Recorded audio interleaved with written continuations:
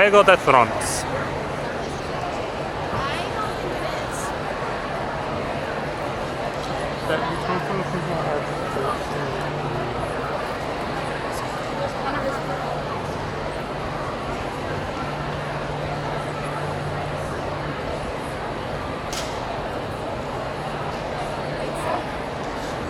That's my favorite. I'm gonna do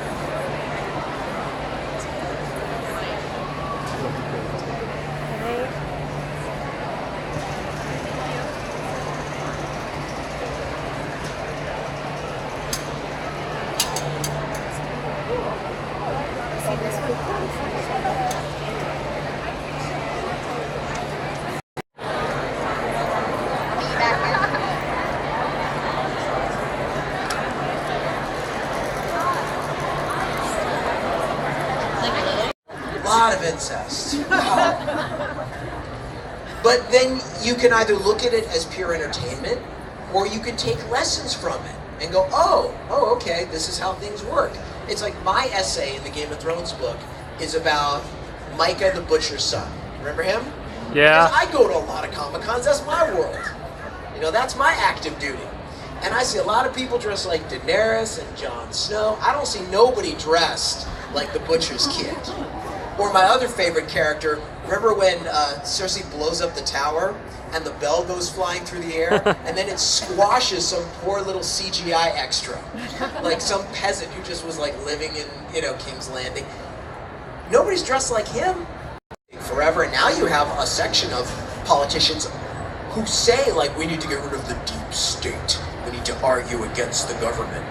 Well, it is this slow-moving government that would save Micah the Butcher's son.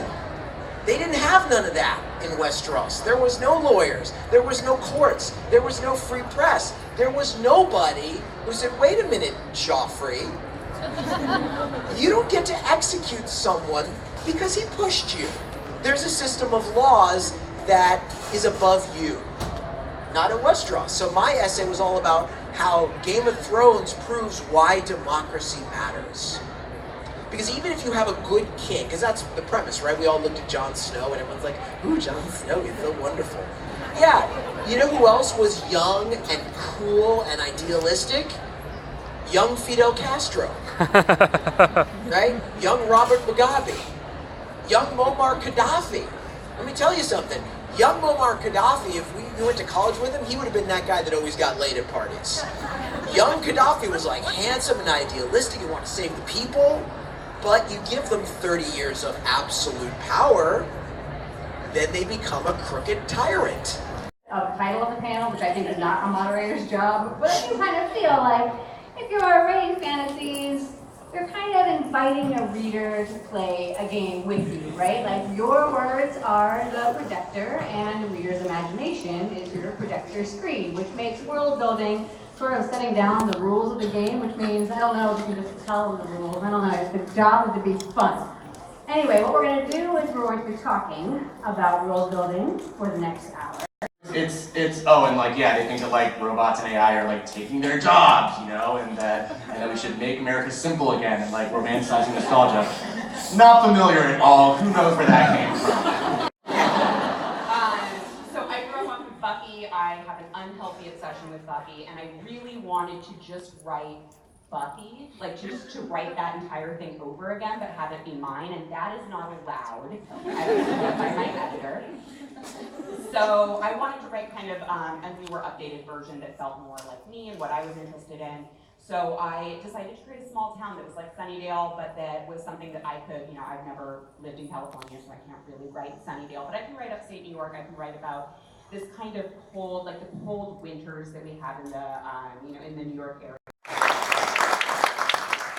We also, of course, have a comic legend in our midst, Frank Miller. You know, from the Darkness Returns,